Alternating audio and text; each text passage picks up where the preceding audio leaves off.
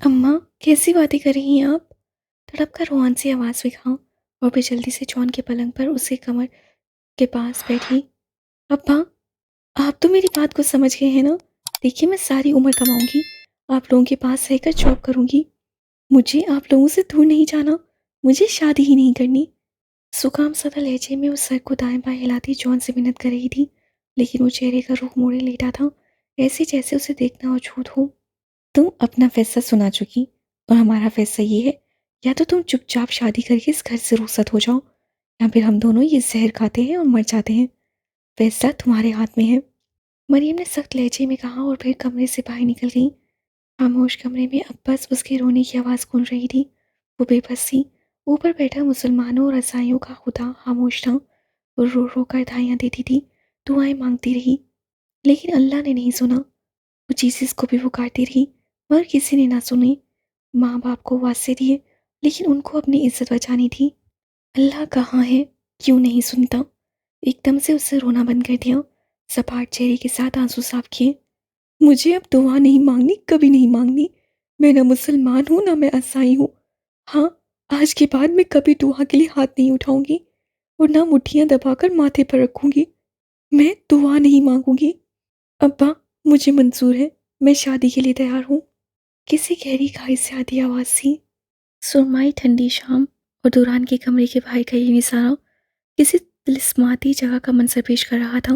नीले शफाफ पानी से भरा तैराकी का तालाब और सफ़ेद चमकती टाइल्स वाला बरामदा किसी परिस्तान की महल का हिस्सा लग रहा था। वो कुदास से फोम में लिपटी हल्के गुलाबी रंग की पोशाक वाली कुर्सी पर बैठी थी। सर्द रंग के गर्म पैरों तक आते कोट पर हल्के फिरोजी रंग का स्कार्फ नमाज सूरत बांधे शफाफ चेहरा जिस पर वजू के बाद की नरमाहट अब भी कायम थी। वो इस खूबसूरत शाम और उस किस्माती मंजर का हिस्सा लग रही थी। आंखें मूंदे बार बार तजवीद के साथ एक लफ्ज़ को अदा करने की कोशिश करती। वो झुंझलाई हुई थी, हाथ में पकड़े मोबाइल में चलती रिकॉर्डिंग में कारी उसे लफ्ज़ अदा करने का तरीका बता रहा था और फिर लफ्ज़ अदा कर रहा था। हलक के अंदर से आवाज निकालते हुए अदा करें। कारी तरीका बताने के बाद तलफ़ुज़ अदा करता था। उसके बाद वो तलफ़ुज़ दोहराती, लेकिन उस तरह नहीं अदा हो रहा था जैसे कारी समझा रहा था। वो बार बार उसी लफ्ज़ की रिकॉर्डिंग को पीछे कर रही थी और फिर लफ्ज़ को अदा कर रही थी। दुरान आज शूटिंग से दोपहर को ही वापस आ गया था और आकर सो गया था। अब उठा तो शाम हो चुकी थी।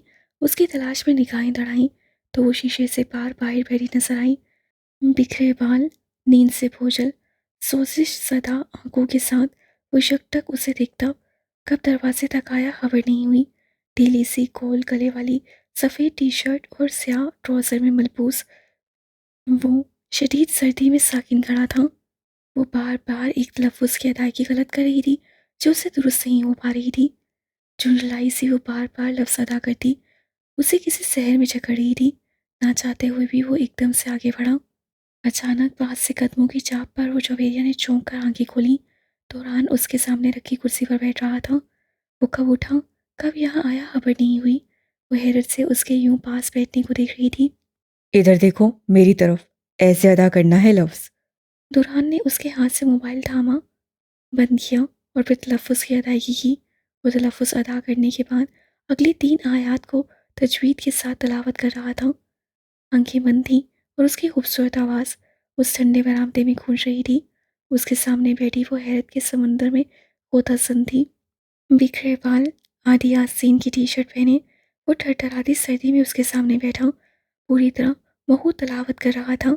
आंखें मूंदी हुई थीं, घनी पलकियां खूबसूरत चेहरे पर बंद थीं। हुर्फ हुर्फ उतार चढ़ाव के साथ उसके मुंह से निकलकर फिजा में घुल रहा था। उसे पता था किस हुर्फ को कब, जोफ, दहन, हलक, जुबान और नाक से अदा करना है। जोबेरिया को अपने जिस्म के तमाम रोंगटे खड़े होते हुए महसूस हो रहे थे। ये एक सहर था, तिलिस्म था। उसकी आवाज़ कानों से गुजरकर उसके दिल पर असर कर रही थी।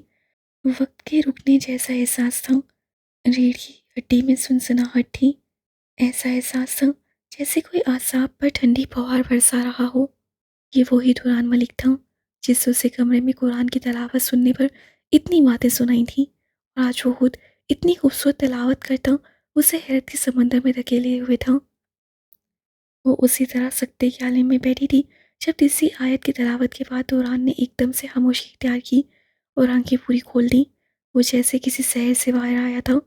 चेहरे पर से सुकून शखला सख्ती में तब्दील हुआ। वो झटके से अपनी जगह से उठा और फिर तेज तेज कदम उठाता आउटडोर क्या कमरे से भी बाहर निकल गया, जबकि मुंजुमिन वहीं बैठी थी। हैरत से खुली आंखों में हल्की सी लर्जिश हुई और फिर वजूद में जैसे एक राहत सरायत करने लगी। इतनी शदीद ठंड में भी उसका जिस्म गर्म था। लब मुस्कुरा दिए। मुस्कुराहट और गहरी हुई। एकदम से लब खुले और मुस्कुराहट दिलफरेब हंसी में बदल गई। तरतीब से जुड़े दांत लबों की होठ से झलकने लगे। गाल गुलाल हुए। आंखों में चमक थी। पुतलियों में कुछ लम्हे पहले बैठे दौरान का अक्स था और मोहब्बत की एक नए अंदाज में चमक थी। सब जितना भी हो, जितने भी पहरे लगा लो, दिल में तभी मोहब्बत कहाँ ख़त्म होती है। जितना भी खुद को रोक लो, थाम लो, संभाल लो। कोई एक लम्हा, कोई एक पल या महबूब की कोई एक अदा सारे जब्त पर पानी फेर देती है। उसके दिल में भी जो दौरान के लिए मोहब्बत का एक समंदर मौजूद था, जिसे जब्त के जादू से उसे एक कोसे में बंद कर रखा था, आज उस कोसे को पाश पाश किए पूरे वजूद में ठाटे मारने लगा था। दुरान की बंद आंखें मामुश्किल खुलीं। उसका सर भारी हो रहा था। सर के नीचे किसी नरम तकिए और गर्दन तक ओढ़े गर्म कंबल का भी एहसास हो रहा था। नीम व पलकें चंद सेकंड के तवक्कुफ के बाद अब पूरी उठ चुकी थीं। आंखों के पूरा खुलते ही सर में एक शदीद दर्द की लहर उठी, जिसकी तकलीफ को बर्दाश्त करने के लिए उसकी पेशानी पर हल्के से शिकन उभरे। शिकन पड़ते ही एहसास हुआ उसके सर पर पट्टी बंधी है। फौरन हाथ लगाकर तस्दीक की। वो किसी कमरे में मौजूद था और ये शायद पलंग था जिस पर वो इस वक्त लेटा था। आवाज़ फहाल होने के साथ साथ उसे पिछले गुजरे पल याद आने लगे। मलिक हाउस के उस कमरे में मौजूद बहुत से जहनों की शातिर चाल अगले ही लम्हे खुलकर उसके सामने आ गई थी। दस्तगीर बेगम के निकाह के हुक्म देने के बाद वो सफीना को समझाने और ये बताने की गर्ज से उसी कमरे में जा रहा था कि वो सबके सामने आकर सबको सच बताए कि उन दोनों के बीच कुछ नहीं हुआ था। और अदनान पुप्पा ने जो कुछ देखा उसकी हकीकत कुछ और है। वो सबको सच बता देना चाहता था क्योंकि वो किसी सूरत सबरीना से शादी नहीं कर सकता था। वो जैसे ही सबरीना के कमरे के पास पहुंचा, कमरे में से उभरती सरगोशी नुमा आवाज़ों ने उससे एक और रिश्ता छीन लिया। सोनिया, रूबी और सबरीना कमरे में मौजूद कैकों समेत सरगोशियां कर रही थीं। सोनिया और रूबी सबरीना को अच्छी अदाकारी करने पर दाद दे रही थीं। उन्होंने ये सब एक मुकम्मल मंसूबे के तहत सर अंजाम दिया था, जिस पे मासूम सिर्फ वो और दूसरे अदनान पुप्पा थे। सब जानते थे वो बहुत हसास हैं और इन सारे मामलों में वो इस हरकत को मामूली नहीं लेंगे। इसलिए सबरीना के ऊपर जाने की कुछ देर बाद ही तलत मंसूबे के एन मुताबिक जानबूझकर अदनान को ऊपर ले आई थी कि आप दौरान के कमरे वाला वॉशरूम नहाने के लिए इस्तेमाल करें। उन सब ने ना सिर्फ अदनान के एहसासात को मोहरा बनाया था, बल्कि दौरान के जज्बात के साथ भी खेलने की खूब कोशिश की थी। सब ये बात बाखूबी जानते थे कि दौरान सबरीना के मामले में नरमी रखता है और यूं खानदान भर में वो सबरीना पर इल्ज़ाम देकर चुपचाप निकाह कर लेगा। कमरे से गूंजते कह के उसे सब समझा गए। सबरीना खुशी से सरशार निकाह के लिए सिंगार रही थी। वो उल्टे कदमों वहां से निकला था। हर रिश्ते से एतबार उठ गया था। सबरीना की मोहब्बत और चाहत चाहे उससे बचकाना लगती थी, लेकिन वो उसके मुखलिस होने पर कभी शक नहीं करता था। शावर के बाद इस घर में सिर्फ वो थी जो उसे अपनायत का एहसास दिलाती थी। सबरीना की तरफ से इतना बड़ा धोखा उसे अंदर से हिला कर रख गया। सब सब झूठ था। मक्कारी, फ्रॉड, हवस। वो गम गुस्से की हालत में सीधा लाइन से या पहुंचा था। जिंदगी बेमानी लगने लगी थी। कल तक ये लगता था कि कोई ऐसा रिश्ता है जो उसके साथ दिल से मुखलिस है, लेकिन सबीना ने सबके साथ मिलकर ये घटिया चाल चली और उसके अंदर रिश्तों को लेकर जो कुछ एहसास बाकी था धर्म भरम हो गया। अनिल कराची में नहीं था। वो शायद हैदराबाद अपने मामू की तरफ गया हुआ था। कुछ समझ न आने पर वो इमारत की छत पर आ गया था और उस दिन दिल को छलनी करते जज्बात की रो में बहकर वो 21 साल दौरान छत से कूद जाता अगर वो लड़की पर वक्त वहां पहुंचकर उसे न बचाती। वहां से निकलकर जब तक वो मलिक हाउस वापस पहुंचा, वहां शादी के सिलसिले में लाए गए मुलाजमों के अलावा कोई मौजूद नहीं था। सब फायका की मेहंदी के लिए शादी हॉल जा चुके थे। ना जाने निकाह के वक्त उसे घर में ना पाकर क्या क़यामत बर्पा हुई होगी, लेकिन उसे उन सब बातों से कोई लेना देना नहीं था। वो सीधा अपने कमरे में गया और चंद कपड़े बैग में भरकर घर से बाहर निकल गया। शायद इस वक्त अनिल होता तो उसे संभाल लेता, लेकिन अब हर रिश्ते से, हर नाते से पार खत्म हो गया था। कराची से वो आखिरी स्टेशन तक की टिकट लेकर बैठा और 15 घंटे की तवील मुसाफत के बाद लाहौर स्टेशन पर उतरा। बिना सोचे समझे घर से निकल आया था। यहाँ कोई ठिकाना नहीं था। भूख, सफ़र और ज़हनी दबाव की वजह से सर चकराने लगा था। स्टेशन की बेंच पर बैठे बैठे कब रात से सुबह और फिर सुबह से शाम हुई, पता न चला। भूख की शिद्दत इतनी बढ़ी कि वो बेख्तियार बेंच पर से उठा।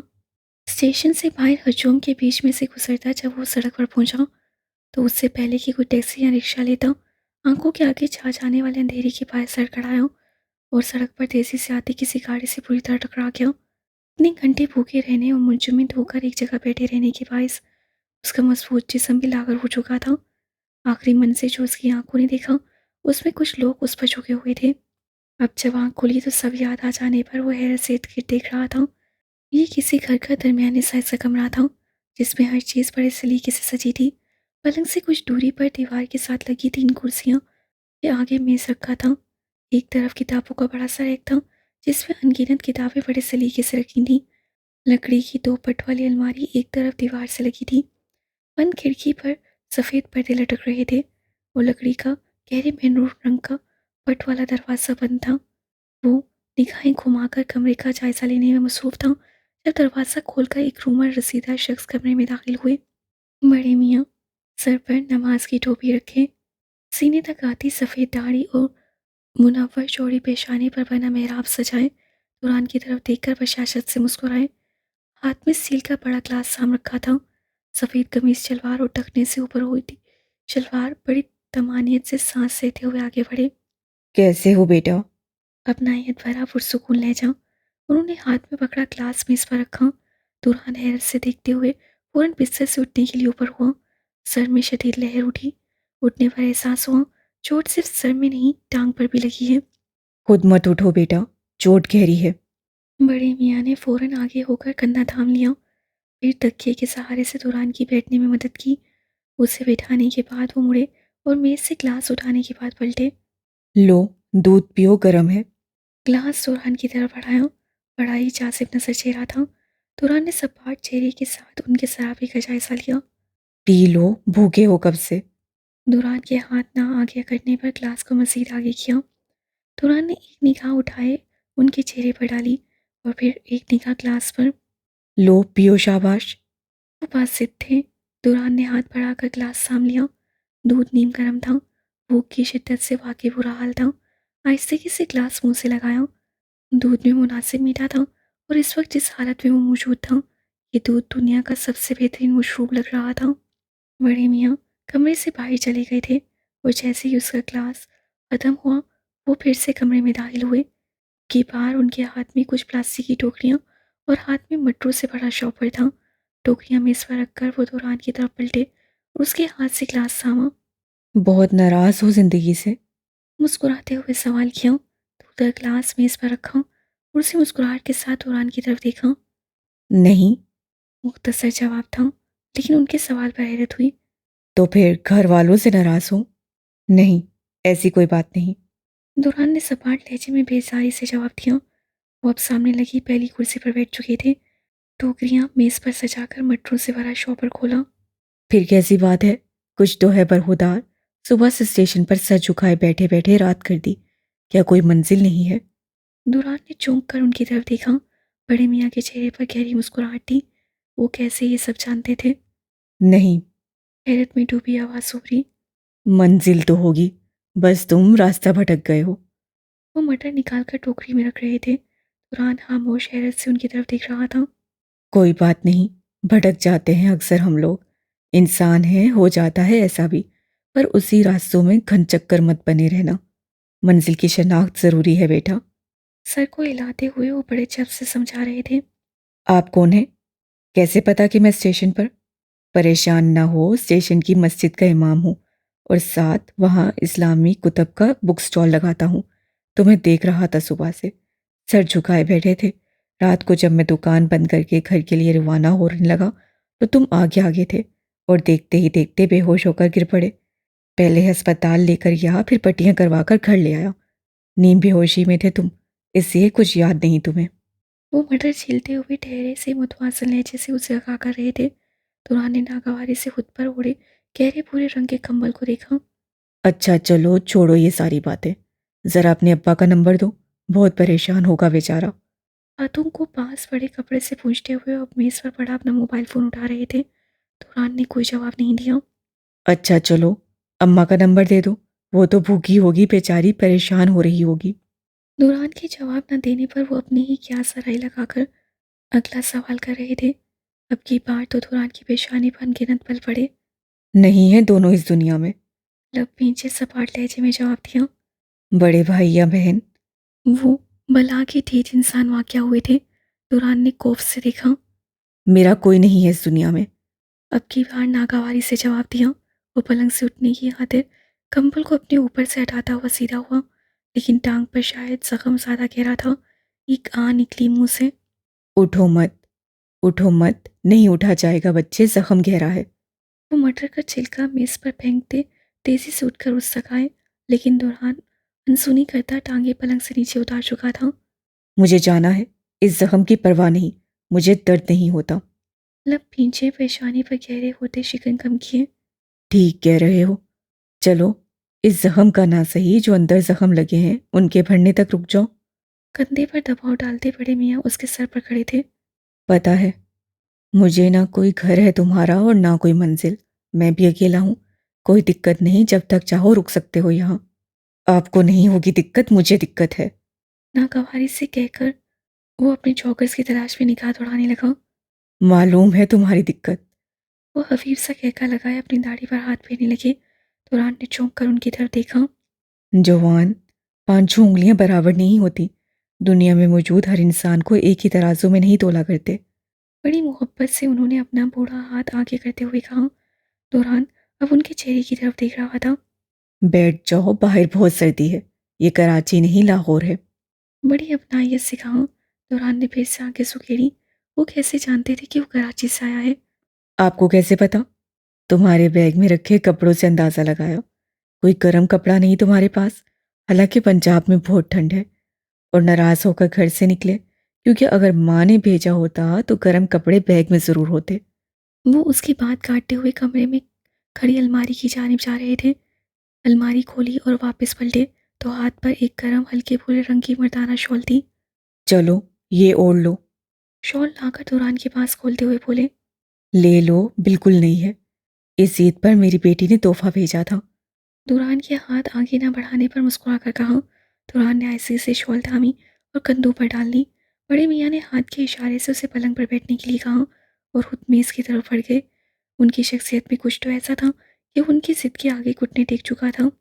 दो बेटियां हैं मेरी, माशाल्लाह दोनों अपने अपने घर की हैं। और जोजा पिछले साल नाराज होकर अकेला छोड़ गई, तब से बस हम दो रहते हैं यहाँ। वो कुर्सी पर बैठते हुए बता रहे थे। दुरान चादर ओढ़े पलंग पर बैठ चुका था। दो मतलब वो अकेले नहीं थे, साथ और कोई भी था। लेकिन वो कौन? अगर बीवी नहीं है तो? दुरान ने दरवाजे की तरफ देखा, जहाँ पर्दे के पीछे से सुनसान बरामदा नजर आ रहा था। मत तलाश करो, दूसरा इस आंख से दिखाई नहीं देता, वो हर जगह है। उनकी बात पर दुरान ने चौंक कर चेहरे का रुख उनकी तरफ मोड़ा। वो मुस्कुराए। हम दो मतलब मैं और मेरा अल्लाह, जो हर इंसान की शहरग से भी ज्यादा करीब है। जब किसी का कोई नहीं होता तब वो होता है, और उसका होना ही हकीकत है। बाकी तो सब फानी है, सब छोड़ देते हैं। बड़ी गहरी बात थी। उनके चेहरे की चमक और सहन की बाकी सी दुरान को जकड़ रही थी। मेरे बारे में जो सोच रहे हो वो दुरुस्त है, तसल्ली रखो, आराम करो, अभी कुछ देर में खाना बन जाएगा। मटर गोश्त बहुत मज़े के बनाता हूँ मैं। मटरों वाली टोकरी को उठाए वो खड़े हुए और फिर कमरे से बाहर निकल गए। दुरान ने हैरत से चंद सेकंड खाली कमरे की उस कुर्सी को घूरा जहाँ कुछ देर पहले वो बड़े मियाँ बैठे थे। फिर आहिस्ते से आंखें मूंद ली और सर तकिए से टिका दिया। शायद कमरे के पास ही किचन था, इससे बर्तन बजने की आवाज़ें साफ सुनाई दे रही थीं। अचानक तलावत की खूबसूरत आवाज़ उभरी। दुरान ने पट से आंखें खोली। बड़े मियाँ किचन में खाना बनाते हुए सूरज मुल्क की तलावत कर रहे थे। दुरान ने आज से पहले इतनी खूबसूरत तलावत अपनी पूरी ज़िंदगी में नहीं सुनी थी। उसके जिस्म का रुआं-रुआं कान बन गया था। रीढ़ की हड्डी में एक नर्म मीठी सी सनसनाहट उभरने लगी। कानों में बढ़ती तलावत की आवाज़ सीधी दिल पर असर कर रही थी। अचानक ऐसा महसूस होने लगा जैसे तने असाबों को कोई नरमाहट से दबा रहा हो। उसकी आंखें बंद होने लगी। अब बाकी सब आवाज़ें मदम हो गई थी। बस तलावत गूंज रही थी। बेवरली हिल्स रात के 11 बजे बादलों से ढके आसमान के नीचे खूब अंधेरे में डूबा था। दुरांग विलास के उस नीले और सफ़ेद रंग के मिलाप वाले हसीन कमरे में मुकम्मल खामोशी छाई थी। दुरान शाम का कमरे से निकला, अब कुछ देर पहले ही वापस आया था। जवेरिया से निगाहें चुराए सख्त तासुरात वाले संजीदा चेहरे के साथ उसके पास से गुजरता हुआ स्लाइडिंग डोर खोलकर बरामदे में निकल आया। बरामदे में दाएं बाएं चक्कर के साथ सिगरेट की कश लगा था। शायद वो जवेरिया के सो जाने का इंतजार कर रहा था। तकरीबन आधे घंटे बाद कमरे में वापस आया। इन सारे लम्हों में वो बेड पर बैठी मोहब्बत से उसकी हर हरकत को देख रही थी।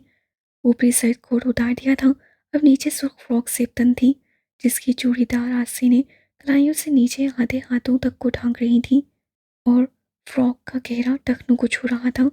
फिर उसे स्कार्फ उसी तरह नमाज सूरज चेहरे का तवाफ कर रहा था। दौरान कमरे में वापस आकर सोफे पर बैठ चुका था। जवेरिया की उठ पर टिकी शौक निगाहें बेचैन कर रही थी।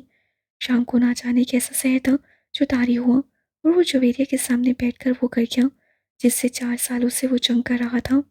वो आहिस्ता आहिस्ता चलती उसके बिल्कुल पास आ खड़ी हुई। दुरान ने अनजान बनकर टीवी पर निगाहें जमा दी।